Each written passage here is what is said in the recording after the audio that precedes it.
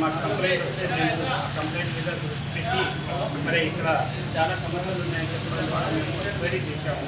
Enquiry చేసే ఎంక్వైరీలో తేలింది ఏంటంటే మిర్యాలగూడ డిస్పెన్సరీకి 3 ప్యానల్ హాస్పిటల్ ఉండే, గతంలో 6 ఉండే. అవి హుజూర్నగర్లో కొత్తగా డిస్పెన్సరీ ఏర్పాటు చేసిన తర్వాత 3 ప్యానల్ హాస్పిటల్ అయింది.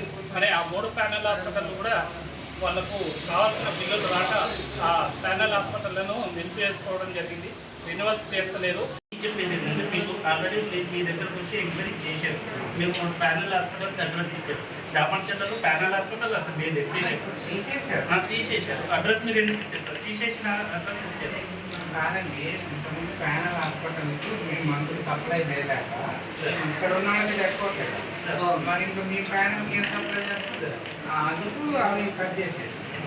వాళ్ళు ఏమంటున్నారంటే మాకు బిల్స్ రాకపోవడం వల్ల మేము రెన్యువల్ చేయించుకోవట్లేదు, మాకు బిల్స్ రావట్లేదు అని చెప్పి వాళ్ళు అంటున్నారు.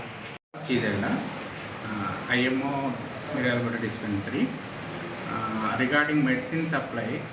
ఇంతకుముందు మాన్యువల్గా ఇండెంట్ పెట్టేవాళ్ళం. ఇప్పుడు అంతా ధన్వంతరి ఆన్లైన్లో ఇండెంట్ పెట్టడం, తర్వాత ఇంతకుముందు ఇండెంట్ 3 to 6 monthsకి అట్లా ఇండెంట్ రైజ్ చేసాము. ఇప్పుడు ఒకేసారి 1.5 yearకి ఇండెంట్ రైజ్ చేస్తున్నాము. సో ఆ ఇండెంట్ ఆ ప్రాసెస్ అంతా కొంచెం అక్కడ నోడల్ సెంటరు, సప్లై, ఆర్సీలు ఆ లెవెల్లో కొంచెం డిలే అవుతుంది.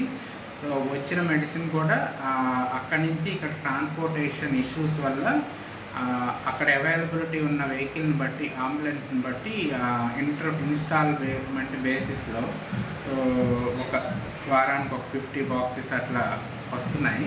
సో మేబీ ఇన్ 2 weeks మేము ఇండెంట్ పెట్టిందంతా రావచ్చు. సెంటర్ యాక్టివ్గా 2013లో స్టార్ట్ అయింది ఇక్కడ డిస్పెన్సరీ.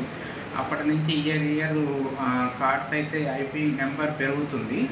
సో మేబీ నా అంచనా ప్రకారం అరౌండ్ 50,000 అబౌవ్ 50,000 ఐపీ ఉంటుంది. So maybe that is eligible for diagnostic centre. So మా సైడ్ నుంచి కూడా మీరు అడ్రస్ చేసిన ఇష్యూస్ని ఫార్వర్డ్ చేస్తున్నాం డైలీ. ఈ డయాగ్నోస్టిక్ సెంటర్ పెట్టమని కూడా మా సైడ్ నుంచి కూడా రిక్వెస్ట్ పంపుతాం. రిగార్డింగ్ స్టాఫ్ డెఫినెట్లీ 50% స్టాఫే ఉన్నారు. సో హుజూర్నగర్ డిస్పెన్సరీ నుంచి కొంతమంది ఎంప్లాయీస్ని తీసుకొని ఇక్కడ వర్క్ చేస్తున్నాం.